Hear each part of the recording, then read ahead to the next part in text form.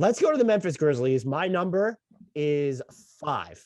There are 65 players in the league who have used at least 50 ISO possessions this season. Morant is 5th in points per possession in those situations. I dug a little bit deeper into this too. Per B-Ball Index, he is looking at only players who have played 500 or more minutes this year, which is a shit ton of players, if anyone cares. He is 8th in isolation impact per 75 possessions. And looking at his scoring gravity, which B-Ball Index uses playmaking ability calculated with the same gravity data that they will reference in the perimeter shooting section. So mid-range, rim, and even 3 points. So it's taking into all levels of scoring in account with the scoring gravity data is essentially what I'm getting at. He is 7th in scoring gravity impact. He's just having a hell of an offensive year, unlike anything we've seen from him, doing everything he's always done, plus other stuff when you look at what he's been able to do from the perimeter, specifically as a 3-point shooter, and just doing everything better, even if he's done it already. This guy is fantastic. I think if the Grizzlies keep this up, and this is Ja Morant for the entire year, he's going to crack some of the top 5.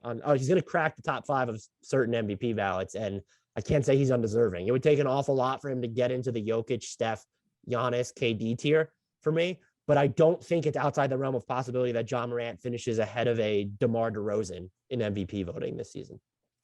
How many point guards would you take before Ja Morant right now? Steph, obviously. Steph. I'd probably take Trey. Chris Paul? Just for this season, or like just for this season, for the remainder of this season. You could count it on one hand, I think. Right.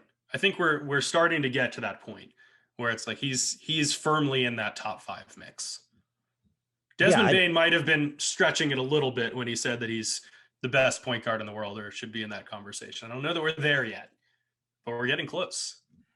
Yeah, I mean, he's not that far off. Like, I don't know that there's a real case for him to be better than Trey or Steph. Right. And I think that's what makes it tough. But could you make a case? Are you considering Luka and LeBron point guards? Like, LeBron's been a center, so LeBron's officially out of that. LeBron's a point guard and a center at the same time, though. Luka, yeah, that would be another fair one to note. I'm trying to think of if we're forgetting anyone egregious. I don't think Monte Morris. Right. Totally forgot about him. That's my bad. Frank Ntilikina. Frank Ntilikina. Forgot about him. But yeah, I mean, this season, he's because in a normal year, you'd probably wonder about Dame. But definitely, even though Dame has been, Dame's out right now, they're probably going to shut him down. So you certainly want him instead of Dame. Yep. I think that's fair. My follow-up stat for Memphis, though, is 105.771.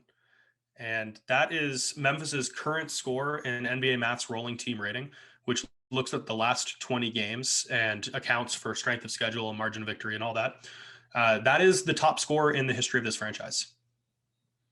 That's pretty good, it sounds like. They've best 20-game stretch in the history of this franchise. Yep. Yeah. Yep. I thought that was notable enough that I had to include it here.